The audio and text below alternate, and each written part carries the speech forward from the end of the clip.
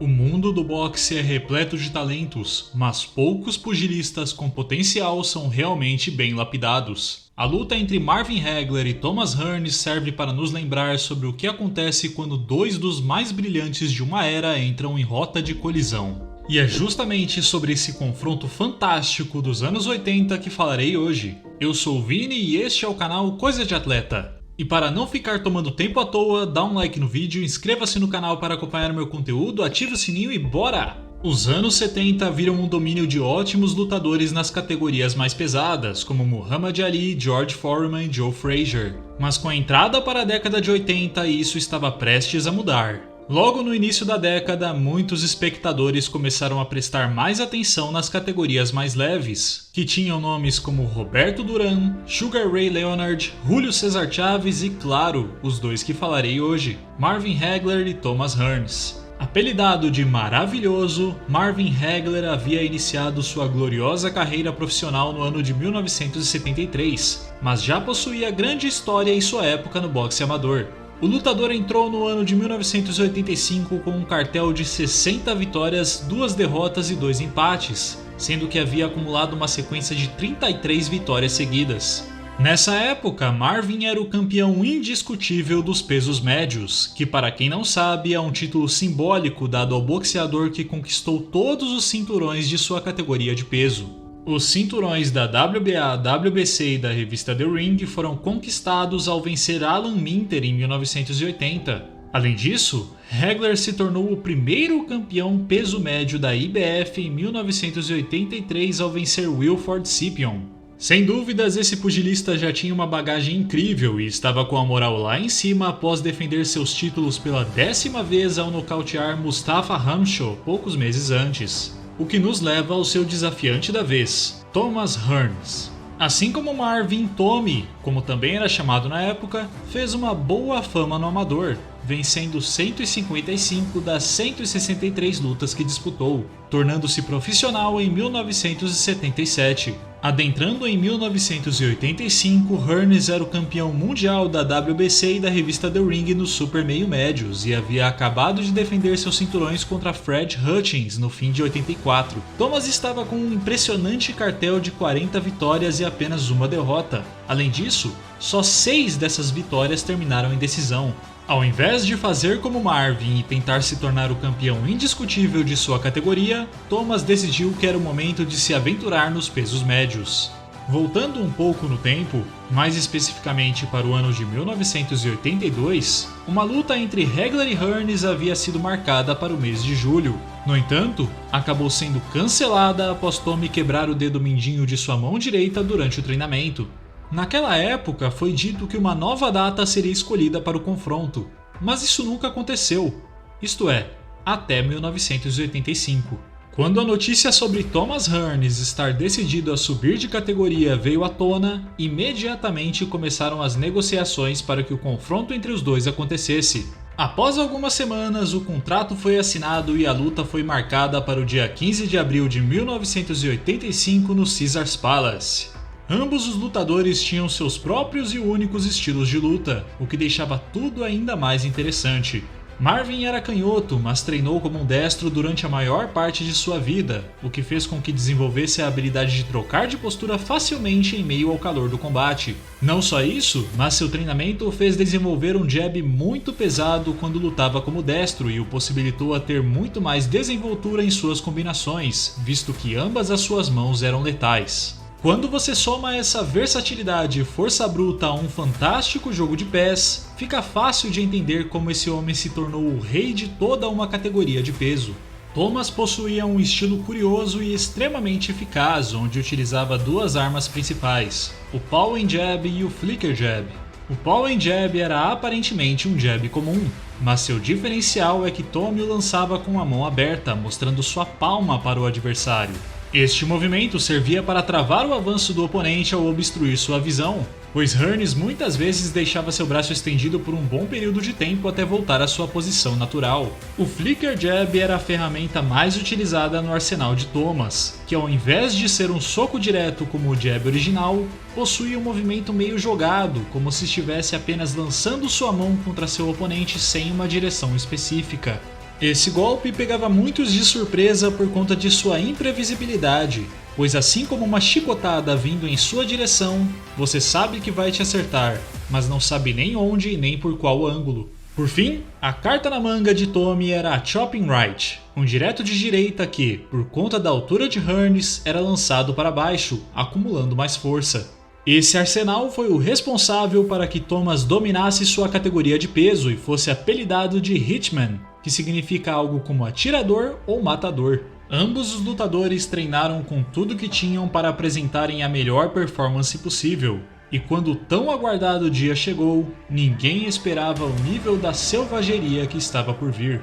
No primeiro round, Hearns pretendia tomar sua distância habitual, mas o rápido avanço de Hagler fez com que a luta já começasse a todo vapor. A more aggressive start by Hagler. Look at him, right for the body. Marvin Hagler only wants the body, and he bangs Marvin. Oh, Hearns may have hurt him with a right hand. Hearns hurt another right. Hearns hits him with an uppercut. Hagler, he's hurt. Hagler is stunned. Hearns got inside, hit him with a right uppercut. Marvin ties him up. Marvin Hagler is still hurt. Wow, what a shock. And it was Hagler who initiated it, not Thomas Hearns. On the left by Hagler. Hearns comes back. Another right. That one stunned Hearns. Por conta desse início devastador, Thomas abriu um corte na testa de Marvin, que alternava frequentemente entre a posição destra e canhota. Another good right by Hearns. Hagler is now shaking those right hands off though, Al. He was stunned a little early and he's normally a slow starter. He's also bleeding. Hagler is cut. Hagler is cut. Bridge of the nose. Marvin with a good left hand. There's blood all over Marvin Hagler's face. Can't tell where it's coming from. I thought it started from the bridge of the nose originally, but blood all over the face of Hagler here in round one. But Hagler has him on the rope. Hagler working on him. Hagler relentless, but Hearns trying to box his way out. Half a minute to go in round one. How far can this one go? Not very far in his face. This is where Hagler wants it, but Hearns counterpunching off those ropes fairly effectively. Tremendous first round. Hagler pinning him to the rope, working on him, but Hearns uppercutting again. Hagler bloody. A tremendous, sensational first round as Hearns gets hurt. Hearns got stunned. Hagler was stunned early in the round. Great first round. Wow. Incredible. Ao fim do primeiro round, o público pulava e aplaudia a fantástica batalha que estavam presenciando, mas nos cantos de cada lutador, seus treinadores tentavam cuidar dos danos. O começo do segundo round viu Hagler tomar a dianteira com golpes poderosos enquanto lutava como um destro. They said this fight would be determined on heart and the good chin. Right now, that's exactly what it's being determined on. Both men have been hurt. Expected. For one simple reason. Good left hook by Hagler. He took the best Hearns could offer and he did come in. He's getting through that right hand, even though he's getting hit with it. Na metade do round, Hearns foi pego de surpresa quando Hagler mudou novamente para canhoto e acertou golpes pesados em seu rosto. Perto do fim do round, a troca de golpes fez o corte de Marvin abrir ainda mais, cobrindo seu rosto de sangue.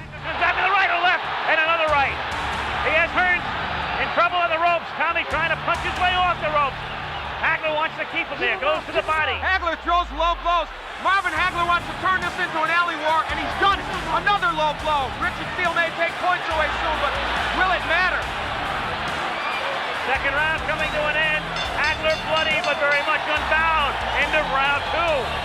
Tommy voltou muito bem para o terceiro round e seus flickers continuaram abrindo o corte no rosto do campeão, obrigando a luta a ser parada momentaneamente para o médico avaliar se o combate deveria ser encerrado, o que não aconteceu.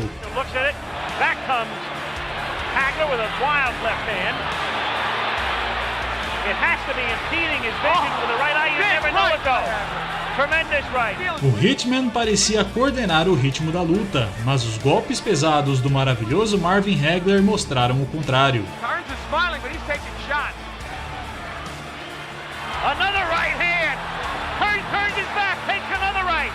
Hearns in deep trouble again. Hearns is down. Hearns is down in the third round and on his back, and he's not going to beat the count. I don't believe. Tommy Hearns tries to get up, and they've got to stop this fight. Does he get up? He just does no! He can't continue! It's Hagler, full of blood! Blood no doubt impeding his vision, stopping him in the third round after Hearns almost ended it on a first round knockout. It didn't go very far, but it was a beauty. Uma combinação composta de um jab e 3 cruzados de direita acabaram com qualquer chance de Thomas Hearns levantar na contagem e Marvin Hagler foi declarado vencedor da guerra. O brilhante nocaute decretou a 11ª defesa de cinturões de Marvin Hagler e mostrou a Hearns que ele ainda tinha um bom caminho pela frente até alcançar o patamar das lendas. Embora a luta tenha sido curta, seus 3 rounds são considerados até hoje por entusiastas da nobre arte como alguns dos maiores da história do boxe, embora o primeiro round seja bem mais referenciado nesse assunto. De fato, o legado desses monstros do boxe é tão grande que já receberam diversas homenagens na cultura pop. Uma delas aconteceu no mangá e anime de boxe chamado Hajime no Ippo, do autor George Morikawa. Nessa obra, o estilo Hitman de Thomas Hearns foi completamente incorporado ao personagem Ryo Mashiba. Não só isso, mas o pugilista é mencionado algumas vezes nos mais de 1000 capítulos desse mangá. Assim como Hearns, Marvin Hagler também é mencionado em alguns momentos oportunos, normalmente com a intenção de enaltecer seu nome e sua carreira no geral. De toda forma, dá pra ter uma bela noção de como essa luta fantástica entre esses gigantes do pugilismo foi capaz de inspirar milhões pelo mundo, além de, obviamente, trazer ainda mais popularidade e prestígio para a nobre arte. E agora que você conhece a história dessa fantástica batalha, que tal compartilhar este vídeo com seus amigos para que também possam conhecer? Inclusive, deixe seu like caso tenha gostado, inscreva-se no canal para acompanhar o meu conteúdo e ative o sininho para receber notificações de vídeos futuros. É isso aí, pessoal! Falou!